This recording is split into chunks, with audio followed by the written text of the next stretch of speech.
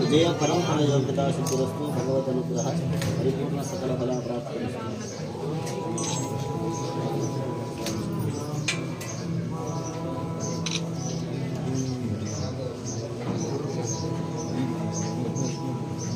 न्यायं पचंद्रमा स्थिरत दीर्घमायु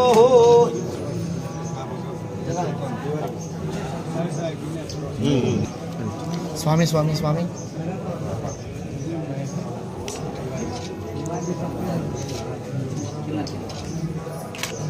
भगवत अनुग्रह परिपूर्ण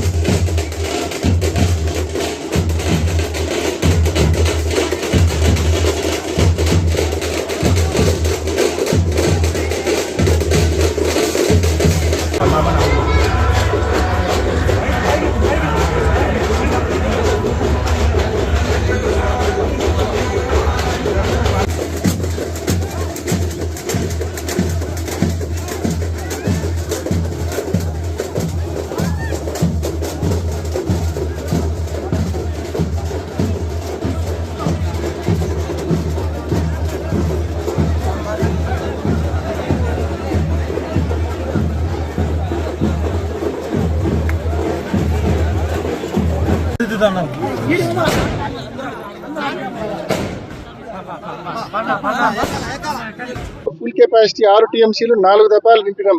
ఇంత పెద్ద ఎత్తున నీళ్లు మనం తీసుకొచ్చాం కాబట్టి ఇవాళ కరువును మనం 18 మాసాలుగా వర్షాలు సరిగ్గా లేకపోయినప్పటికీ కూడా కరువును అత్యంత సమర్థవంతంగా ఎదుర్కోగలుగుతా ఉన్నాం.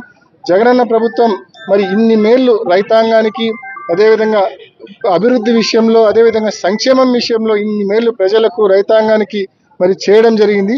ఈ చేసిన మేళ్ళన్నీ జగనన్న ప్రభుత్వంలో ఆనాడు ఎన్నికలప్పుడు ఇచ్చిన హామీలు ఏంటి, ఆ హామీలు 5 ఏళ్లలో అది చేయూత కావచ్చు, ఆసరా కావచ్చు, రైతు భరోసా కావచ్చు, అమ్మఒడి కావచ్చు, ఈ రకంగా చెప్పిన ప్రతి హామీని కూడా అమలు పరిచిన వైనాన్ని గుర్తు చేస్తూ ఉన్నాం.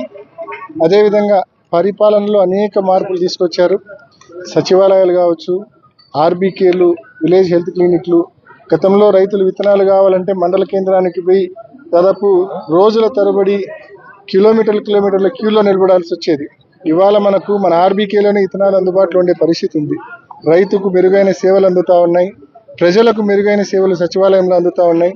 ఏ ఒక్క నాయకుడి దగ్గరికి ప్రజలు పోకుండానే సచివాలయానికి పోయి అప్లై చేసిన వెంటనే పెన్షన్ అయినా, ఇల్లు అయినా మంజూరు అయ్యే పరిస్థితి ఇవాళ ఉంది. సంక్షేమ పథకాలు మంజూరు అయ్యే పరిస్థితి ఇవాళ ఉంది. మరి అనేక మార్పులు పరిపాలనలో తీసుకొచ్చారు. ప్రజల ఆత్మగౌరవాన్ని జగన్మోహన్ రెడ్డి గారు నిలబెట్టారు. అన్ని పథకాలు చెప్పిన అన్ని పథకాలు అమలు చేశారు.